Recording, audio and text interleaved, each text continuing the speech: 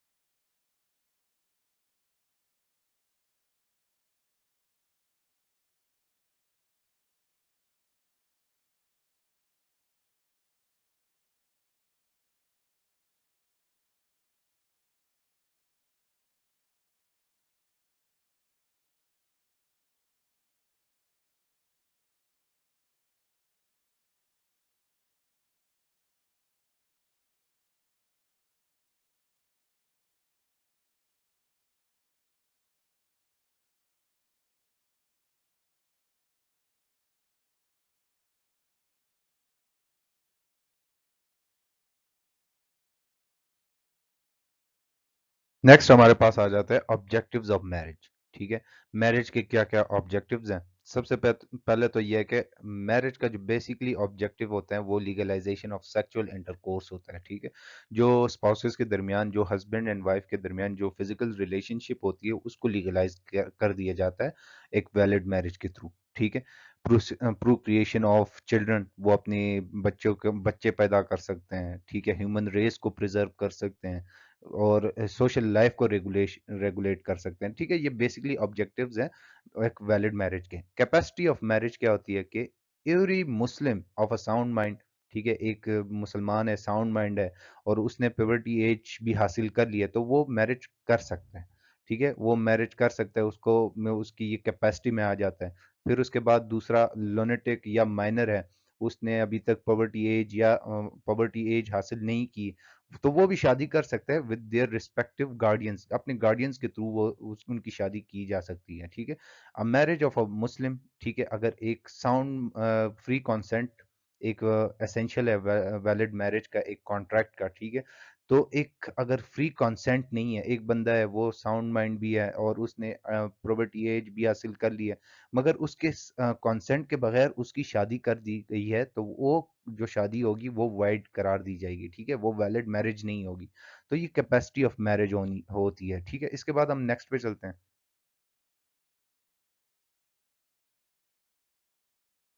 Next हमारे पास आ जाता है एसेंशियल्स ऑफ वैलिड मैरिज, ठीक है, कि वो कौन कौन से एसेंशियल्स है वैलिड मैरिज के लिए, ठीक है। सबसे पहले तो ऑफर, ऑफर को इजब भी कहा जाता है, ठीक है। इजाब का मतलब ये होता है कि एक पार्टीज ऑफर देती है, प्रपोजल भेजती है, ठीक है, तो उस प्रपोजल को हम ऑफर कहते हैं। फिर जब वो ऑफर एक्सेप्ट हो जाता है तो सेकंड एसेंशियल आ जाता है एक्सेप्टेंस। अगर दूसरी पार्टी उसको कबूल कर देती है, एक्सेप्ट कर लेती है, तो एक्सेप्टेंस में आ जाती है। तो सेकंड एसेंशियल ये होता है। थर्ड एसेंशियल ये है कि जो वो ऑफर एंड एक्सेप्टेंस होगी वो सेम मीटिंग में होगी, ठीक है। सेम मीटिंग में ये कि एक ही मीटिंग में वो बैठ के एक बंदा ऑफर देगा, दूसरा बंदा उसको एक्सेप्ट करेगा, दूसरी पार्टी उसको एक्सेप्ट करेगी, ठीक है। तो इसका ये बेसिकली मतलब ये है कि ऑफर एंड एक्सेप्टेंस जो होगी वो सेम मीटिंग में होगी। अगर ये सेम मीटिंग में नहीं होगी, दूसरी या तीसरी मीटिंग बीच में आ जाती है, तो वो एक वैलिड मैरिज की एसेंशियल्स में नहीं आएगा, ठीक है। फिर उसके बाद कंसिडरेशन आ जाता है। कंसिडरेशन क्या होता है? कंसिडरेशन हक महर, ठीक है। हक महर, डॉवर, ठीक है। इसमें ये कहता है कि अगर एक वैलिड मैरिज के लिए कंसिडरेशन का होना लाजमी है और उस डॉवर को फिक्स करना लाजमी है कि ये स्पेसिफिक अमाउंट एक मतलब शादी के लिए है, हक महर शादी के लिए है, ठीक है। अगर शादी होती है, मैरिज होता है विदाउट डावर, ठीक है, तो वो वॉइड होगी।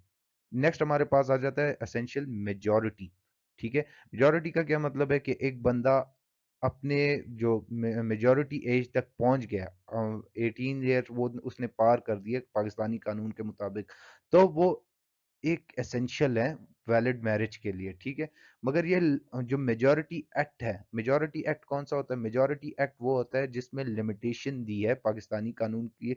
जो एक मेजॉर में एक बच्चा है, अगर वो उसकी मेजॉरिटी मेजर लिमिटेशन फिक्स कर दी है कि 18 साल के बाद ये बच्चा मेजर हो जाएगा, ठीक है। मगर ये मेजॉरिटी एक्ट शादी पे अप्लाई नहीं होती, मैरिज पे अप्लाई नहीं होती, ठीक है। कोई भी बंदा, कोई भी बच्चा शादी कर सकता है उसके गार्डियन के थ्रू, ठीक है। तो ये मेजॉरिटी एक्ट इस पे अप्लाई नहीं होता, मगर मेजर होना लाजमी होता है कि एक एसेंशियल है एक वैलिड मैरिज के लिए। विटनेसेस के बारे में बात करते हैं। विटनेस सुन्नी लॉ में ये कहता है कि दो मेल होने चाहिए विटनेस। अगर दो मेल नहीं है तो एक मेल भी काफी है एज अ विटनेस। अगर ये दो मेल विटनेसेस या एक मेल विटनेस नहीं है तो दो फीमेल विटनेस भी हो सकती है। और शिया लॉ में कहता है कि विटनेसेस का होना लाजमी नहीं है, ठीक है।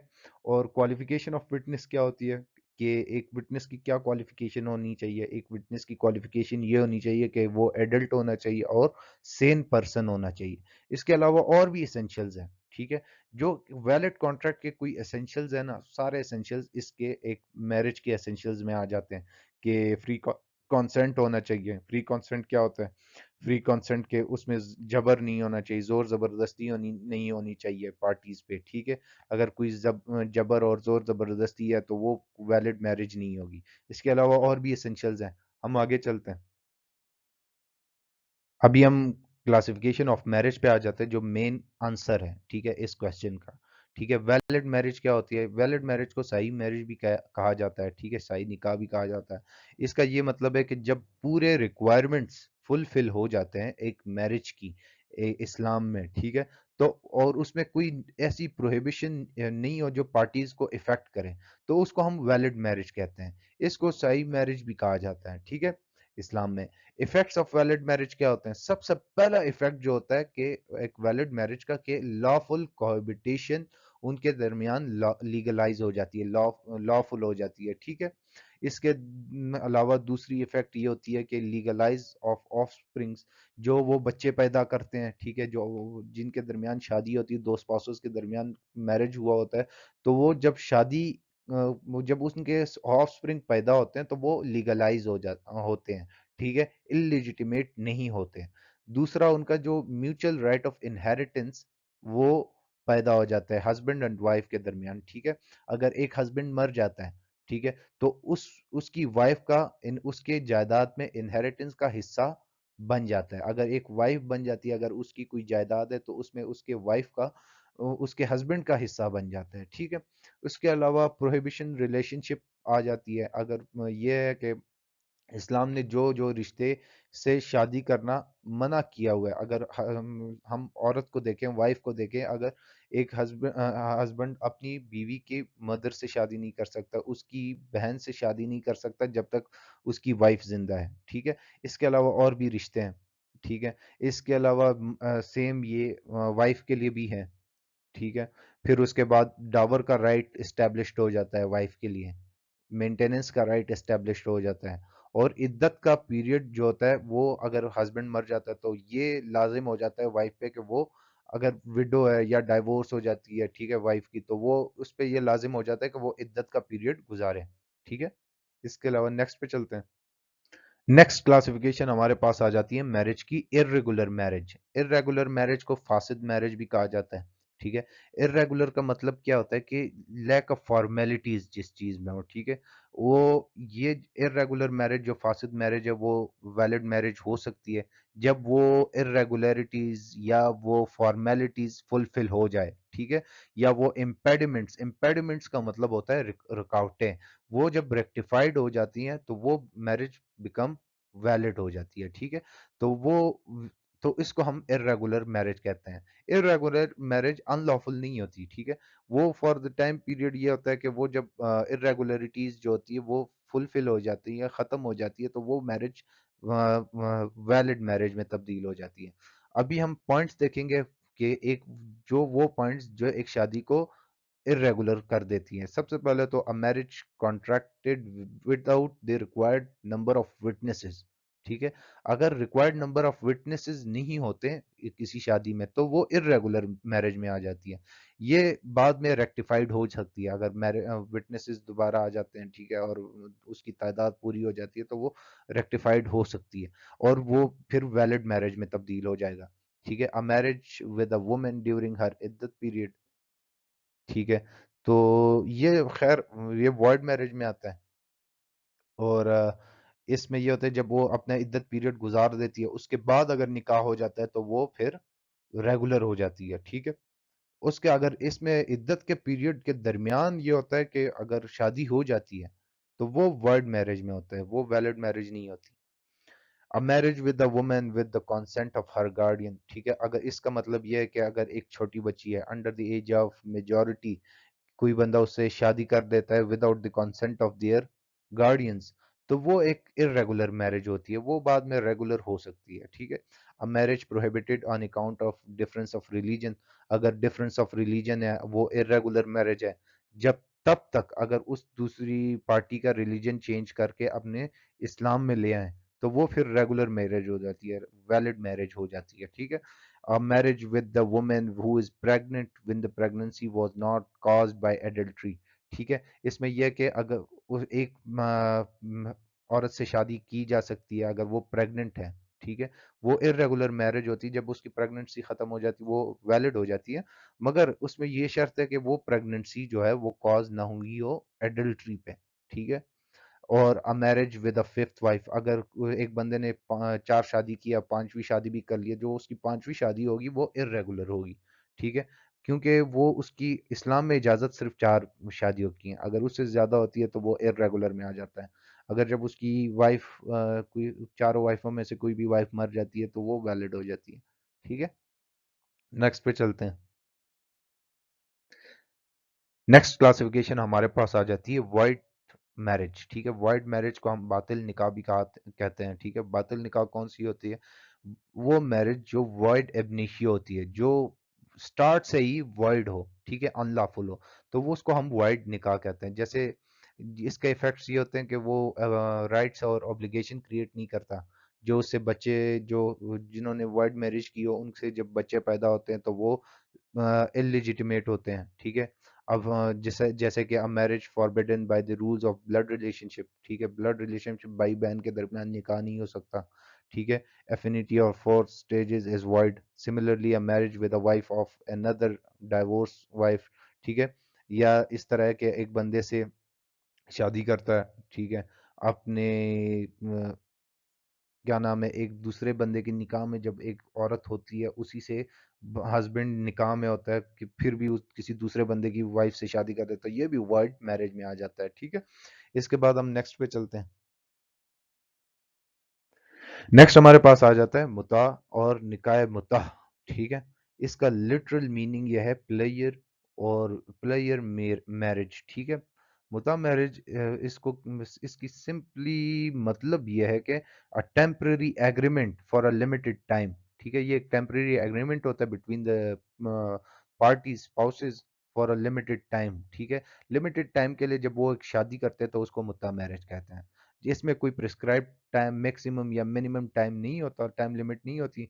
इट ये दिन के लिए भी हो सकता है, it can be for a day, it can be for a month और it can be for a year. ठीक है, ये साल के लिए भी हो सकता है, दिन के लिए भी हो सकता है और मंथ्स के लिए भी हो सकता है। ठीक है, द मैरिज डिसॉल्व, ये मैरिज जो होती है वो डिसॉल्व हो जाती है ऑटोमेटिकली जब उनका जब एक मुद्दा मैरिज में स्पेसिफिक अमाउंट फिक्स किया होता है। ठीक है, तो जब वो फिक्स टाइम पीरियड खत्म हो जाता है तो ये ऑटोमेटिकली डिसॉल्व हो जाती है।